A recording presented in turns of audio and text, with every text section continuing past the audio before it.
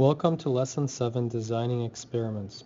In this lesson, you are going to get to design your own experiments and then try them out. Let's pretend that Billy has a bag in which he's going to put some colored tiles into for his experiment. So he ends up putting four red colored tiles and 3 white tiles into his bag. Let's see if we can figure out the theoretical probability of pulling out a red tile and of pulling out a white tile. So the chances of pulling out a red tile are 4 out of 7, because there are 4 red tiles and 7 tiles altogether. And the chances of pulling out a white tile is 3 out of 7. Let's see if we can get a percentage as well. So remember how to do that? We take our calculators and punch in 4 divided by 7 times 100, and we get 57%. And for 3 out of 7, it would be 3 divided by 7 times 100, and we get 43%. So 57% of the time we should get a red tile, 43% of the time we should get a white tile.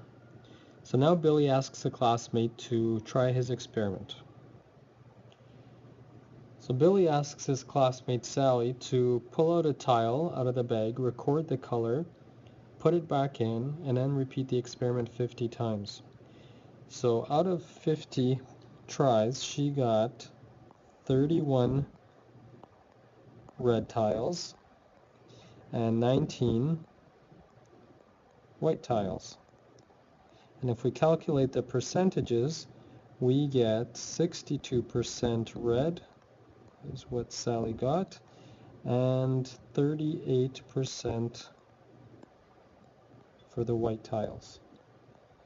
So now if we compare her results to the theoretical probability, we see that she should have had 57% red, and she in fact had 62% red, and she should have had 43% white, and she actually got 38% white. So her results were close to what theoretical probability said she should have, but her results were a little bit off, as we have learned is the case with theoretical and experimental probability. So now Sally says, "Now it's my turn, Billy. I would like you to try the experiment that I created." So Sally's experiment used a spinner. So this is what Sally's spinner looks like. So note that there are 8 pieces on her spinner of equal size, but there are different numbers of red, yellow, blue, and green pieces. So see if you can figure out the theoretical probabilities of all the different colors, the fraction and the percentage. So pause the video and see if you can figure it out. So when Billy tried the experiment and spun this, or actually before he tried the experiment, he figured out the theoretical probability, and he found that 25% is the theoretical probability for yellow, and 25% is also the probability for blue, 38% for green, and 12% for red. Now that he had the theoretical probability, he was ready to try the experiment. So Sally asked him to spin the spinners 50 times and record what he got. Let's see what he got. So here were Billy's results.